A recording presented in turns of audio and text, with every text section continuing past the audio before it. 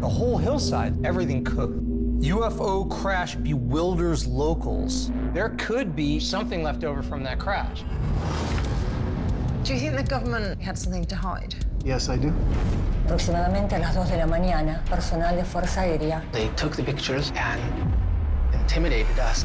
The question of contact is something that governments around the world want to keep secret. It's almost like somebody wants these pictures to disappear. You sure this is the right spot? This is too important for us to let that happen. There were 6 lights a mile wide. We don't know everything that's out there, but we've got to get to the bottom of this. We've got to dig for the truth. People deserve to know these answers. Come check this out. Whoa.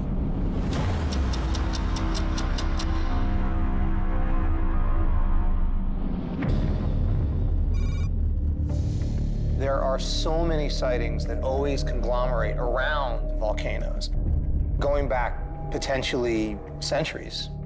There's a pattern here. There's no question about that. Yeah. What is it about volcanoes that links to contact? CIA veteran Mike Cole and conflict analyst Dr. Livingston dig into the latest findings from their worldwide investigation into possible extraterrestrial contact with Earth. In both Chile and Mexico, they've uncovered an extremely high number of UFO sightings clustered around active volcanic sites. The data is all pushing us towards a correlation with volcanoes. And a lot of these sightings that we're seeing around volcanoes, they're low altitude. They're coming closer into contact with the Earth. Let's do a search for UFOs, low altitude, and of course our key, volcano. And let's run it for 25 years worldwide. The team utilizes CIA-developed link analysis software in search of a correlation between sightings, volcanoes, and unexplained aerial phenomena occurring at low altitudes. And look at this. A lot of our first hits are Phoenix. That's not a volcanic area, is it? Let me see something. There's 3 volcanic sites, 2 volcanic fields and 1 volcanic crater less than 100 miles from the city center. This is probably the most number of eyewitnesses we've seen in any of the cases we've looked at so far. And these are all on the 13th of March, 97, every single one. All at the same time, on the same day. Look at this, 5 lights, V-shaped. Pull up one of these images. The sightings say that these lights were as low as 100 feet off the ground, stationary, for a period of 30 minutes or longer. This is an ideal case. It's less than 20 years old, and there are thousands of eyewitnesses. Some of these people are still around. We can talk to these people. Let's get Nick and Sarah on the ground in Phoenix, and let's see what they can find out about this event.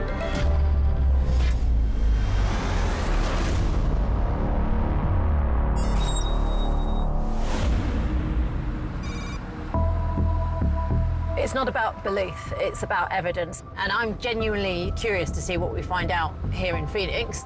Nick Carnesi, U.S. Marine Intel Officer, and Sarah Cruddas, astrophysicist and space journalist, land in Phoenix, Arizona, and head to the home of Dr. Lynn Katai, a local who captured some of the only known video footage of mysterious lights in the sky on March 13, 1997. Welcome, come in. I'm actually really excited to talk with Dr. Lynn. It's important to me to be able to see actual video evidence because relying on eyewitness accounts over time, they can remember things differently, things can change. But when we have video, we actually have a hard piece of evidence that we can analyze to better understand what happened. Dr. Lynn, your background was in medicine? My background is in medicine. I'm a medical doctor in internal medicine, and I had no knowledge at all of UFOs or unexplained phenomena until both my husband and I saw a very close sighting to our home in what is now hailed as the most witnessed sighting in modern history. In fact, I happened to capture one of the handful of videos from that night of these anomalous aerial phenomena. Let me show you. Yeah. So you're filming this from where? From our balcony. Okay. Wow. And when I initially saw it, there were 6 lights a mile wide in the formation. By the time I got my camera from the corner of the room and got out there and focused, there were 3. Wow. These were huge balls of light. Everything else out there glared. These did not. And the light within each orb was self-contained. Wow. Do you believe that they were all part of the same object, or do you think they're independent of one another? Just looking at the video itself and what I saw, they seemed to be attached to something, but I couldn't quite see what it was attached to. How many people reported seeing this, do you know? How many? Over 10,000 people, Wow. for Over sure. 10,000. Whoa. And these sightings continued. How many? 6 Six sightings. in the Phoenix area in the same location. 97, 98, 2001, 2002, 2003. For years, they have continued. This is one of multiple sightings that she's seen over the years here in Phoenix. What sparks my curiosity is why are they coming back to the same area, the same spot in Phoenix? So how long until the government addressed what everyone witnessed? Nothing from the military or government. So I called every military base to see what they knew and talked to as high up as I could. They had no idea what it was. But I get a call a month later from one of the heads of PR at the Air National Guard. She says the Air National Guard was in town sending off flares, military illumination flares. The ground illumination flares that I've used, they move, they're erratic, they flicker. I mean, it's combustion, right? It's like burning phosphorus or whatever chemical, you know, Exactly. is used. There's always exercises. There's flares being sent off. I see them from our vantage point, and they're very distinct. It was definitely not flares. The Air National Guard explanation doesn't check out for me. All the flares I'm familiar with, looking at the video, doesn't look like anything I've witnessed in the past. I think something else was going on. But the question is, what is it? I need to talk to somebody within the local government.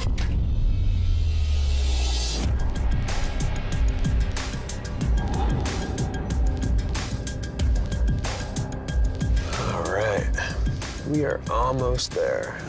Nick and Sarah head to the Phoenix suburbs, where they've arranged a meeting with a former government insider who served during the time of the Phoenix Lights incident. Government evidence would be so significant. We're meeting with former City Councilwoman and former Vice Mayor Frances Barwood. Hi, Francis. Hi there. I want to get another perspective on all of this and find out exactly what could be going on in Phoenix.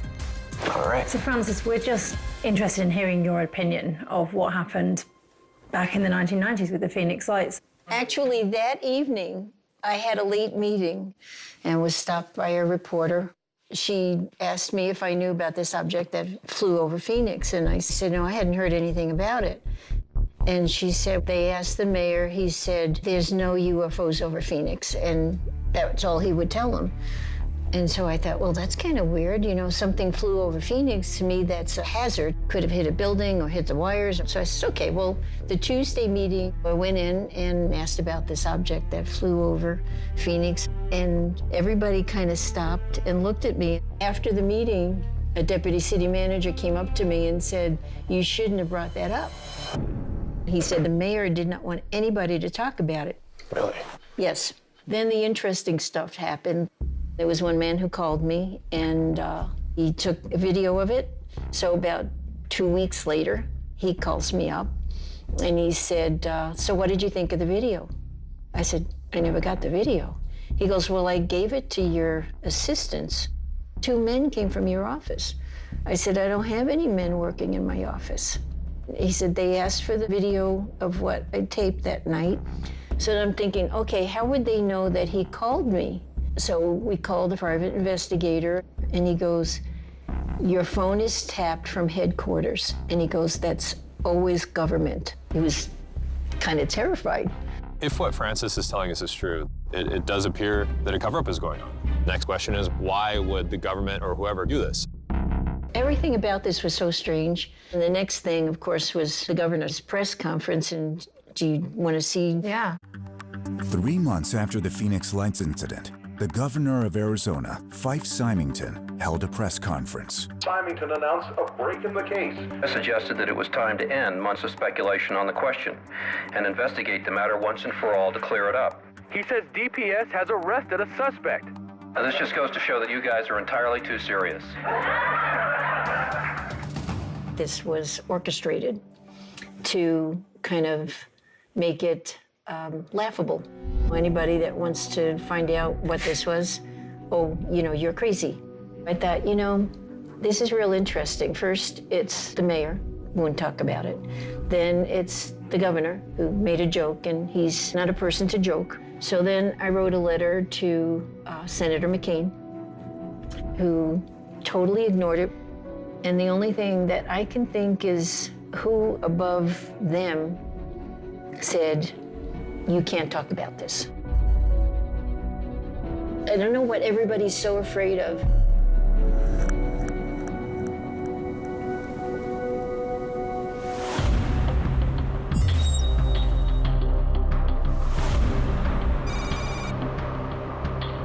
Barwood believes that she's being silenced here, right? Her phones are tapped. Information is being suppressed. Is Barwood paranoid, delusional? Or is she actually onto a conspiracy that has to do with the cover-up of the Phoenix Lights? And if so... What is being covered up and who's ordered it? Right. But she is implicating this Fife Symington, this governor. What do we know about Fife Symington? Spent his educational years at Harvard University before joining the USAF, the United States Air Force, where he earned a Bronze Star and rose to captain. Symington served in the Air Force for 5 years before running for the governor's office in 1990. He's got a very credible record. He does. Here's an interview with him. This is 10 years afterwards. March 13th, 1997, lights over Phoenix. What did you see? Well, I saw a huge craft just kind of come right over Squaw Peak. It's nothing like anything I've ever seen. And you're an Air Force guy? Yeah, and a pilot. Do you believe it was something from the U.S. government that they were kind of flying around? No, this was totally different. I think this was technologically far advanced. That is the exact opposite of what he said in that press conference. Complete 180.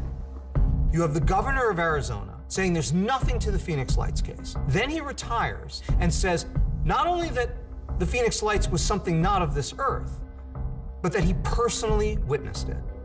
Unquestionably, it was a UFO, which means unidentified flying object. Was Symington ordered by someone to say what he said? Who's the higher authority when you're the governor of the state of Arizona, right? It'd have to be the federal government. Does this even happen in government, that you have this kind of conspiracies like this? The federal government absolutely engages in what we call denial and deception. That is a tradecraft term that you'll hear in the intelligence community. Misinformation is a piece of that. Clandestine operations and keeping secrets is a piece of that. So this thing could have come from the federal government. The evidence certainly raises the possibility that the government was covering up something in Phoenix in 1997. What's even more amazing to me is that people report seeing these same lights returning to Phoenix again and again over the years. These sightings continued in the same location for years. Let's look at the history of UFO activity in the Phoenix area. Okay. This is the #2 city in the United States of America for number of sightings. Since the year 2000, they've been averaging 178 sightings a year. That's almost one every other day. If people are trying to cover this up, our government, there's going to be a paper trail of that. Does declassified information give us more to go on there? Let's run an LAS and let's do a search on Phoenix UFO sightings, documents, all time. Okay.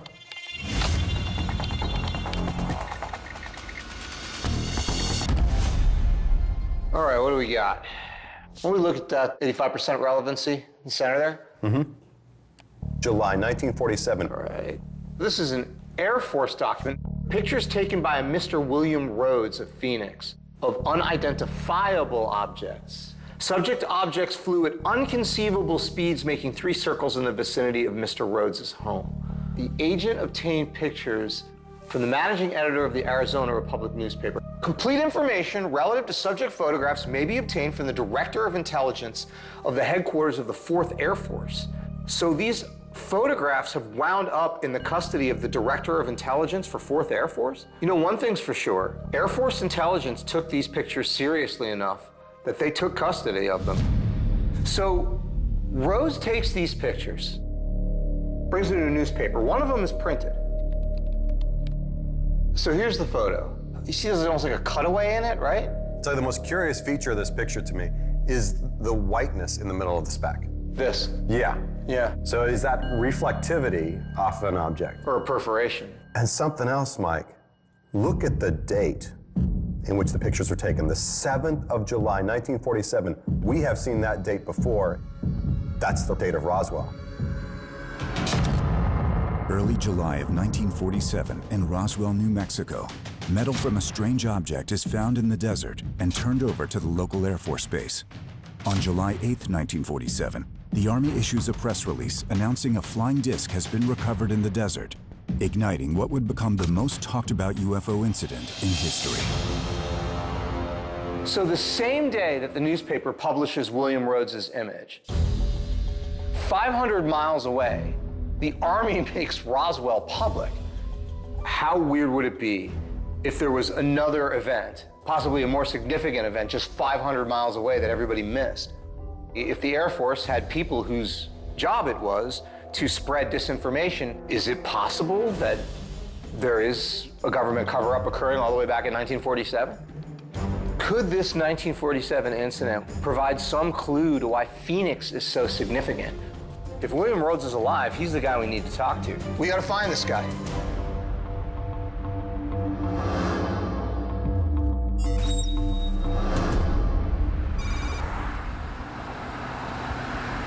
Is there any contact information? I'm gonna have a look. Bill Morris. We've got an address here. This guy seems to be the closest link to William Rhodes.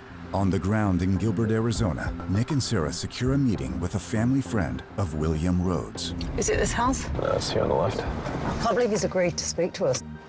Unfortunately, William Rhodes passed away a number of years ago, but we were able to track down a close family friend, Bill Morris, who's agreed to share with us what he knows about the event William witnessed. Hopefully, we're going to find something that relates to our investigation. What did William mean to you as a person? Who was he in your life? Well, I didn't really have a father, so he was kind of a father figure to me personally. As he got older, I would help his wife take care of him, and I miss him greatly. So he was pretty much family to you? Yes, yeah. We were saddened to learn that he had passed, and we first came to Phoenix investigating the Phoenix Lights, but we started looking into it, and we're like, you know, what was one of the earliest sightings in Phoenix? And that's when William Rhodes came up. He's the smartest person I think I ever met, and I know some smart people. Wow. He was interested in everything scientific. He had patents all over the place. He built telescopes. Oh, wow. And some of them are still in observatories here in Arizona now. Oh, that's amazing. He invented and built a system for providing light in buildings using reflected light from sunlight, using mirrors. Wow. He was born, unfortunately, too soon. If he'd been born in this generation, you'd be talking to him in Silicon Valley, I'm sure. This was a genuine, logical man, fascinated by science, just wanted to learn more about the world and create things. When you come across someone as credible as William Rhodes seems to be, that's huge for the investigation. Bill, did William share any details of what he saw back in 1947?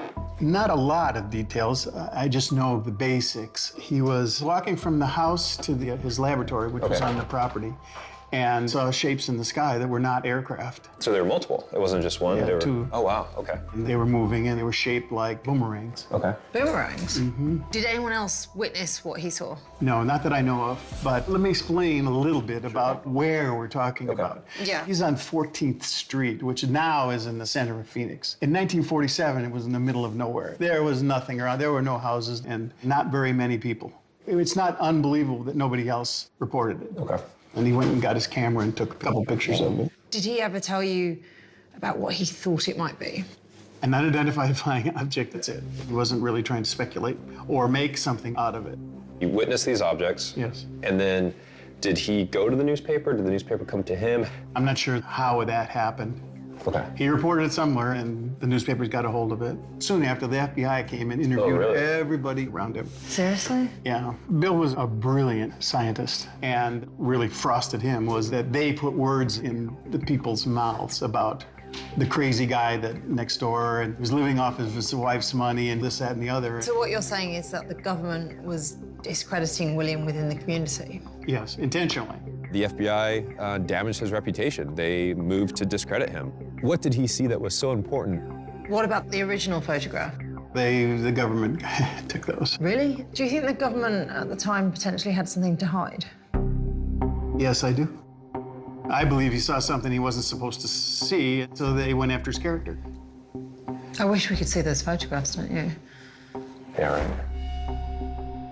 After Bill died, I did hold on to some of his paperwork. His lab was quite interesting. I went through, I saved what I could, and I do have it out and back if you'd like to go. Yeah, I would love to. Oh, sure. Thank Great. you. Bill actually has some of William's stuff that he was able to collect from his old laboratory. Right this way. He was silenced, but hopefully he left something behind. Hopefully he has some stuff that might have clues from what he allegedly saw back in 1947, so we can truly figure out what happened here.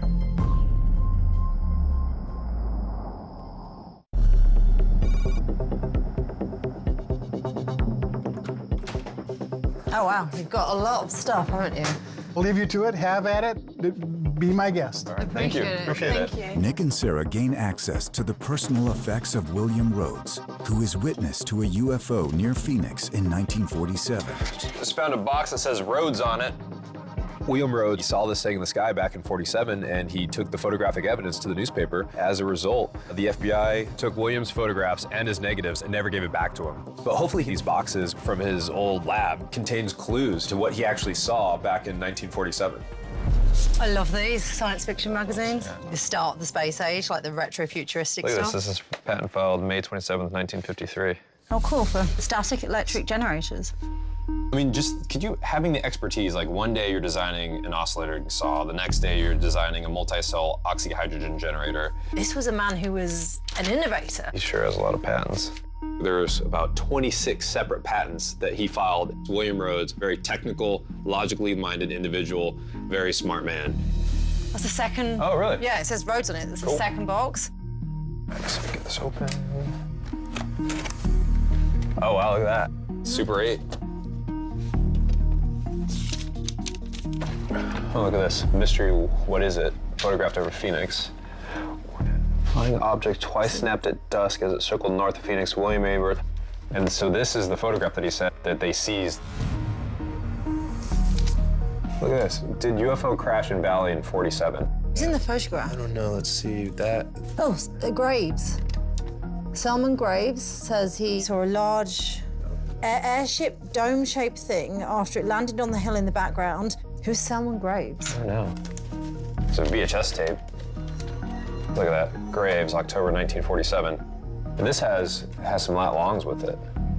What are those coordinates? Yeah, these are latitude, longitude. I think there might have been a TV over there. Oh, really? Yeah, let me go take a look. Maybe, I mean, that'd be awesome if we could watch it. And it looks like we might be able to play that video. It's one of those 2-in-1 deals. No. Huh. Let's see. It's an old school The TV. question is, do we have an electrical outlet anywhere? Here we go.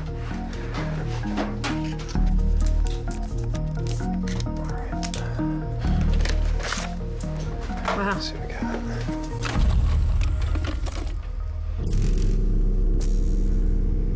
Because what we saw was unusual, I really retained the memory of that. I recognize him. Yeah. That's the guy from the article. What? Selman Graves. Yeah. Graves on the video. It's the same person. We had no idea of what we were looking at. We had arrived there at about 10:30 in the morning. The object was large. It was approximately 36 feet. First thing that we said was, the Air Force sure didn't fly this thing here. We didn't leave there until about 10:30 at night because there were some other men that came on the scene that detained us with various questions and so forth. What's he talking about? Is he, is it a UFO crash? Describe the bulldozing operation that they then came across later. Is William Rhodes the one behind that camera recording the interview? Yeah, I don't know. It was state machinery. It was a pleasant chap who was operating the dozer. He had groundbreaking spikes in the back and would lift the rear of the machine and drag back and forth. And I said, how long has it been that you've been operating here? And he said, 5 years. And I said, well, that's odd because I was here when nothing was going on here. And he laughed and said, yes, you're right. As the tape rolls on, it's becoming clear to me that this gentleman is describing what he believes to be the cover-up of a UFO crash site. This is unreal. I thought we were investigating another sighting, but this guy's describing actually seeing the object in the dirt and then coming back and seeing a bulldozer working the exact same site. Well, I appreciate your time today. So he's talking about a crash site. He's talking about a location on this video. We have a lat long, so we have coordinates here. And these coordinates are related to something in the video. It's just a matter of what. I mean, the logical assumption would be it would reference the crash site that he's talking about. So it's clear that the man on the videotape believes that he witnessed the cover-up of a UFO crash site. William Rhodes, he was conducting an investigation about UFOs. This was a man on a mission. Can you get those up on your phone? Now we have these coordinates that are attached to the video. Now, is this where William believes the crash occurred? Did the man in the video give him coordinates? We don't know. These coordinates aren't far. I mean, they're just right out of town in the desert. I don't know what's there, but it makes sense for us to go out and see what we can find.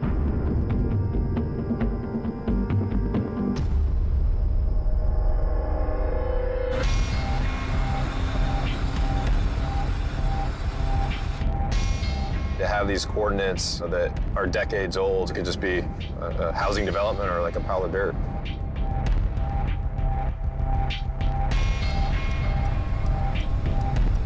8 miles outside the city center, Nick and Sarah arrive at an expansive clearing in the desert. So this is it. This is where the coordinates have taken us. Not exactly much here, is there? Not really. You want to park and get out and see if we can find anything? You sure this is the right spot? Right where we're supposed to be. I just don't understand why I would have coordinates to a piece of desert. I think we should at least do like a lap of the area to see if we can find anything. Yeah.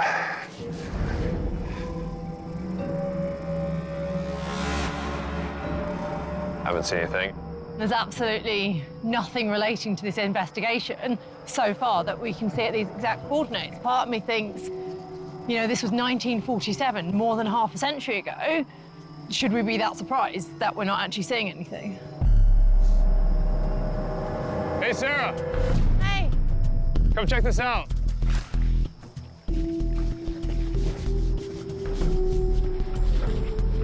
Why would there be a fence here? Let's keep going, Nick.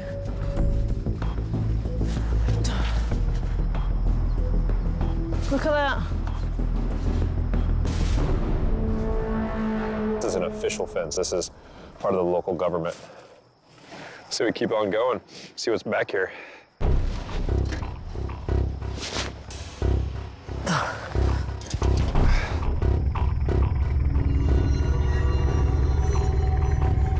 I think we need to get out of here as quickly as possible. Yeah, let's keep pushing.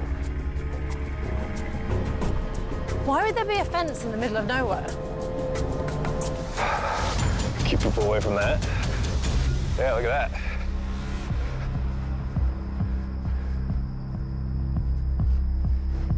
What the hell is this building?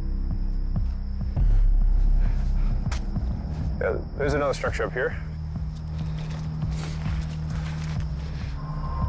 I'm not quite sure what this station is. We use similar boxes like this on our armories. It's pretty substantial. There's another concrete structure which has got a door. You can obviously go inside of it. There's barbed wire on the top and there's an antenna, and I can see it's empty. There's nothing in it, but whoever constructed it doesn't want anyone from outside going inside. 200 feet down from the building, We got a spillway. Nick uncovers additional concrete infrastructure. So it looks like water flow direction is coming from this way. I mean, this is clearly now a dam. It's interesting that these coordinates led us to this dam. Was not expecting to find a dam, especially in the middle of the desert. So if we want to go the conspiracy theory route, we could go down, well, is this some sort of cover-up? Why is everything leading us here? Is something buried under a dam? What makes this place so important?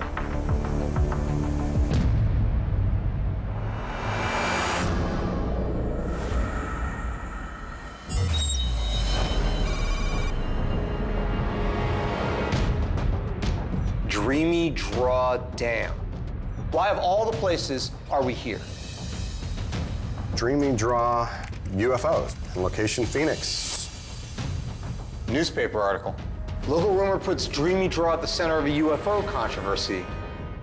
Phoenix resident Selman grave. He claims a UFO skipped in that area.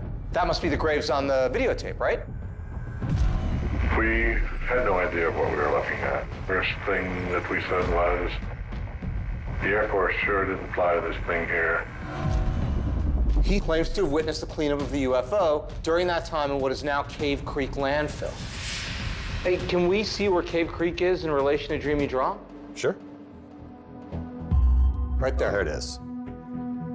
All right, so that article says it came in and skipped and finishes there. Here's where Rhodes took the picture.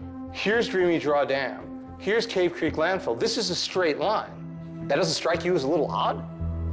Is it possible that we're looking at a bigger sequence of events here? William Rhodes photographs an object, and then we have a sighting of an object touching down at Dreamy Draw Dam and coming to rest finally at Cave Creek. The Air Force comes and cleans it up, and then years later, two government structures conveniently pop up right on top of these locations so that no evidence can be examined. The investigation in Phoenix turned up some pretty compelling evidence. Alleged contact sites in the Arizona desert, buried under two government structures in an area of the Arizona desert associated with alleged government cover-ups. We could be looking at legitimate evidence of an extraterrestrial UFO in the Arizona desert. But we have a problem. It's buried. We can't get to it. So what we need is to find somewhere that hasn't been covered over. Evidence of other crashes, of other impacts, other wrecks. Right, right. Let's throw it in LAS and let's take a look. And let's do it for 25 years. 25 years. Worldwide. Worldwide. All right, let's see what we got. 489 hits around the entire world. What's up with the Salta, the two top hits? 92% rating on both of those. Can we pull up this article?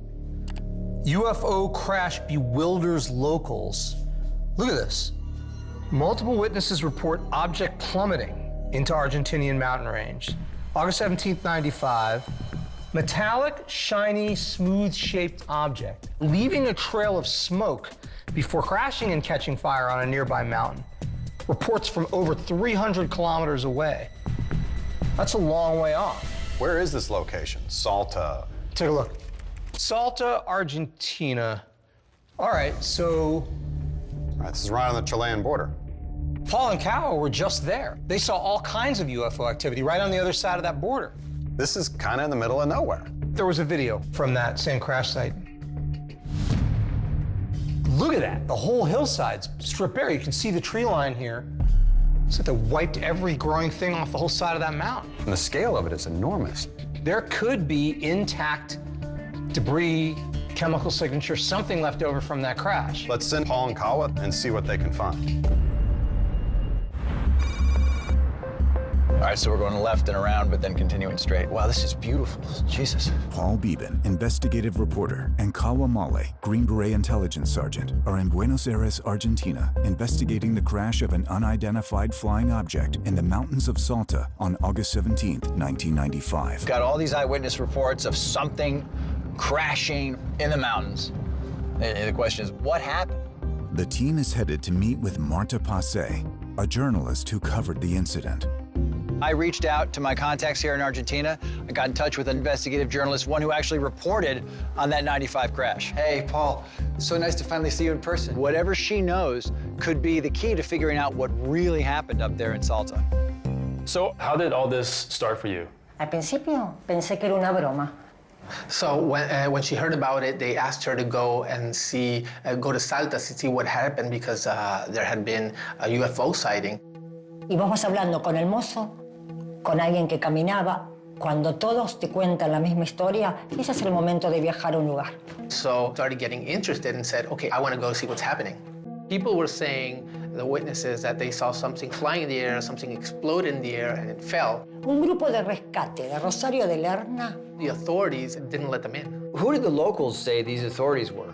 Ellos hablaban de personas que hablaban en inglés, gente con trajes que nunca habían visto, la típica policía científica. Everybody told me that the roads were closed and that you couldn't get by. How did you get access to the site? Al ponerme en contacto con ellos en Salta, al saber que no se podía ir hasta el lugar, There I encountered this local rescue group that was going to see if there were somebody to rescue. I decided to go out with them to find another way to get there without being detected. y abriendo caminos con machetes. You had to go backwoods to get around to it. And what did you see when you got there? Pasto quemado. Burnt grass and molten rocks also in the scene, which was very strange. So I started to ask the people that live in the area what they had seen. Algunas personas me hablaban de un metal que se movía, de cosas grandes como de 2 metros que subieron a camionetas y se lo llevaron. So somebody carted that off. Sí. Cuando vimos estas fotos y sabíamos la historia que teníamos a conseguir el primer avión. La misma noche que salió y que estaba en los kioscos, fue una noche de terror, porque aproximadamente a las 2 de la mañana tocaron el timbre y era personal de Fuerza Aérea que estaba solicitando y pidiendo el material fotográfico y las notas que yo no tenía, estaban en la redacción. Following day, they went to the office and they got what they were looking for. They took the pictures and they really intimidated us and we were afraid. What was the official explanation by the authorities given to the public? ¿Dónde cayó el famoso meteorito? ¿Por qué no hay un gran cráter? ¿Dónde está el meteorito? Las autoridades seguían insistiendo. I went back to the office and asked if I could go back to Salta or investigating. They said no, to forget about it. And so I went on with other stories. Porque cuando uno investiga un crimen, cuando uno investiga un caso policial o una guerra, uno sabe de dónde viene el tiro y sabe cómo esquivarlo. Pero cuando uno investiga algunas cosas con tanto misterio y con tanto secreto, hay que cuidarse la espalda. Very true. Yeah. Wow. The fact that they showed up to her workplace and confiscated all this evidence and then told her employers to keep her quiet makes me very skeptical that it was just a meteor. There's something that they're trying to hide here. There's one person who saw the explosion and they kept that secret because they were kind of frightened. And actually, there's been no news about that. This is a huge lead, so we need to link up with this eyewitness and get up there as soon as we can. This could be a huge break in this case. And if it was a meteorite, we can test for that. Este es el teléfono de Roberto. All right. Roberto. This could be the break in this case that we need.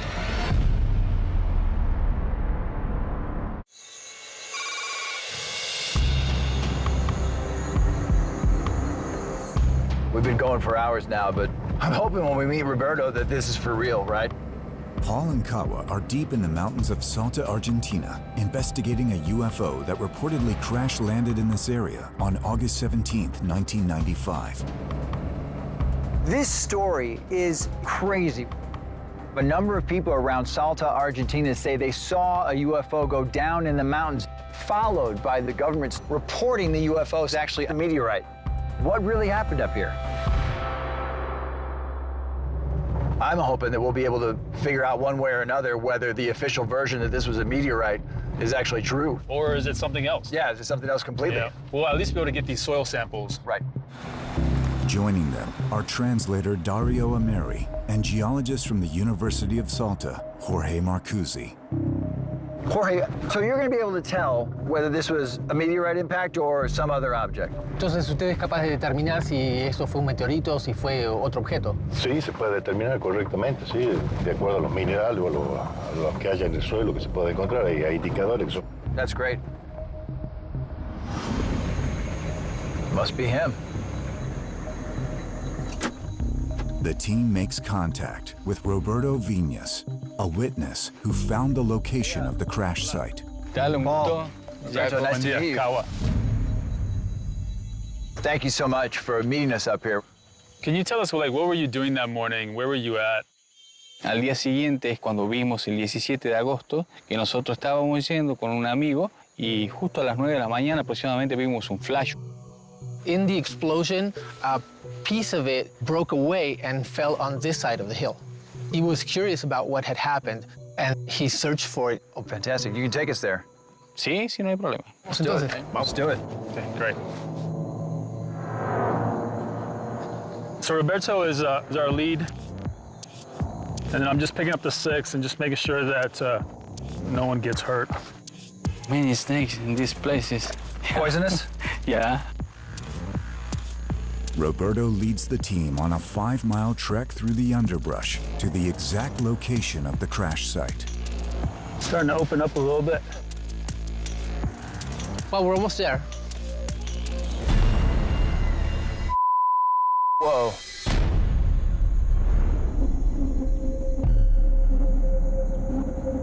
This is the impact area? Exactamente.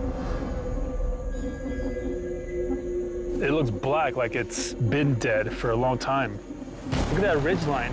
It feels like we're in a crater right now. We just came bushwhacking out of the jungle, and all of a sudden we're in this opening in the middle of nowhere. What is this place?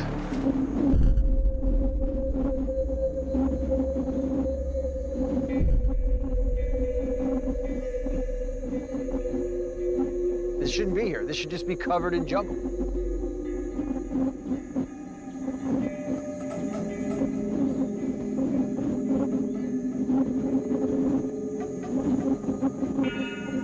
Inicialmente esto cuando yo conocí, estaba todo quemado, pero árboles caídos. Was it just scorched? I mean, what was on the ground? What did it look like? When he got here, at that time, all the trees were blown aside. It was full of trees, and after so much time, there should be trees already, but they haven't grown back. Roberto, when you got here and you saw this for the first time, I mean, how did you feel? Salía de mi asombro, realmente no daba crédito a mis ojos lo que estaban viendo, porque en mi vida había visto algo así. So, Roberto, I have to ask you, is there ever been any logging up here? Like, is there any chance that you just came upon some place where loggers have been taking trees out? No. No, nobody would come all the way here to do that. It's very hard to access this area, and that would make sense. Even if this was a logging area, there'd be a trail or a road or Absolutely. something. Roberto, normally an area like this would just be covered in jungle, right? Sí, exactamente como se muestra alrededor. This clearing did not exist before. Right. Yeah, I mean, to me, like, nothing else explains why there's hardly any growth here. No. If this is a meteorite impact, we're going to be able to determine that by finding signature minerals and materials that only a meteorite would leave behind and are not normally found in the mountains of Argentina. It looks like this place has just been clear-cut. It just doesn't make any sense. It's just weird.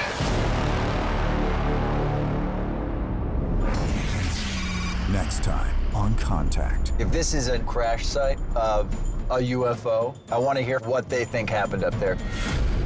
Foreigners came in 4x4s, all dressed in black. Men in black, what were they trying to hide? If this ring still exists and we can find it, That's a big deal. We need to dig down, find out exactly what happened here. I want this solved. Que una energía inexplicable. That's the longest encounter that we've heard of. All right, well, the moment we waited for, right? the samples that we have here could contain proof of contact.